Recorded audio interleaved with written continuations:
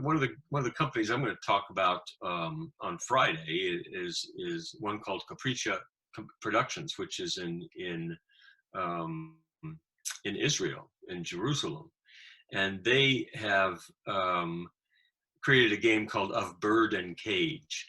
But what's interesting about it is that they managed to license or gain the approval or to use back catalog music from famous rock bands and stuff, and that music, much of which is stuff that people in their 20s, 30s, 40s have heard during their lifetimes. But what they do with that music is that you listen to the music, you get into the game, and the tempo and the key changes or whatever it is in the music has a direct effect on the gameplay. And so it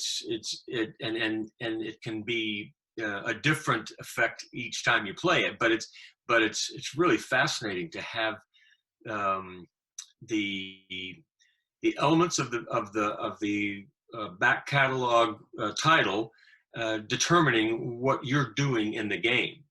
So it's a great, interesting to me combination of gaming and musical scores, or music, composed music, popular music, as a matter of fact. So that one caught my attention, and I still think it's one of the most unique applications of music in the gaming industry that I've run across.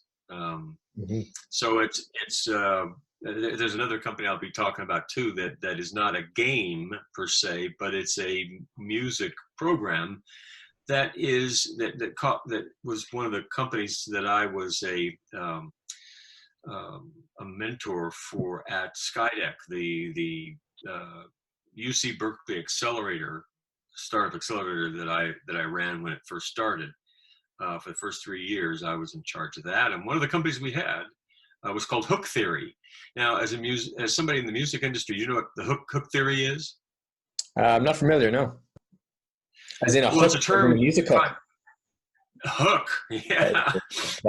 It's the hook in the music that gets you, that's memorable or kind of resonates with somebody.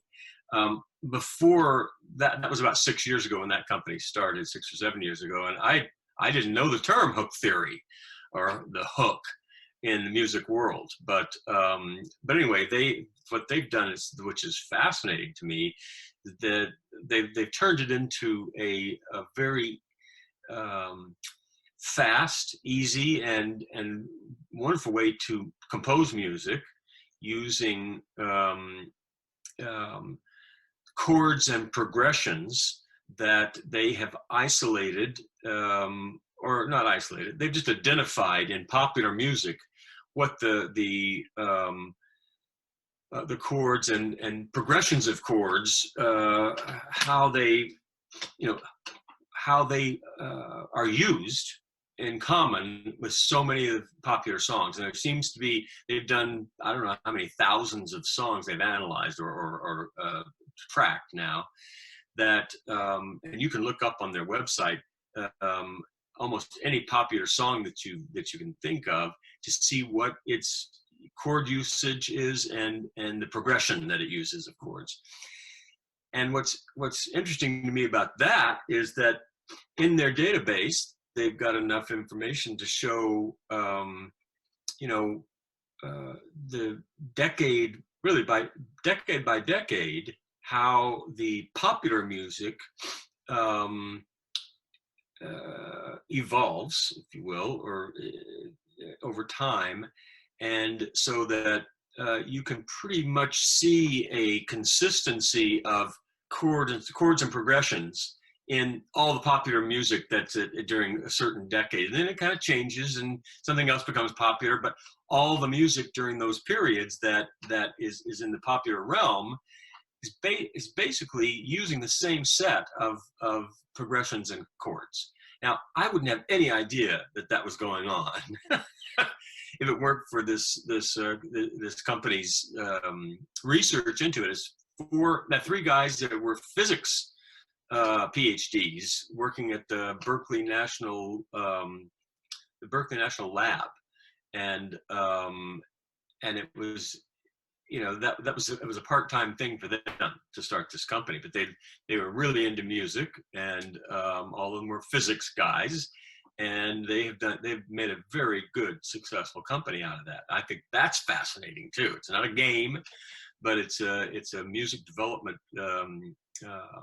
app, if you will, how to learn it, teaching you how to create music that has all the elements that the popular tunes in pop music now use. You can just mix and match and change them around to your own desire, but it's really a fascinating way of understanding the basics of composing music. So it's technology that assists that, and I think it's great. It's fascinating. Well, I think, Jeff, with that, I won't take up too much of your time. I'll let you go. That was really, really good interview, actually. I quite enjoyed that listening. Good. Well, I'm glad to talk to you. Thanks for giving me the opportunity to discuss it, and I look forward to participating in the Karajan Music Tech conference online on Friday.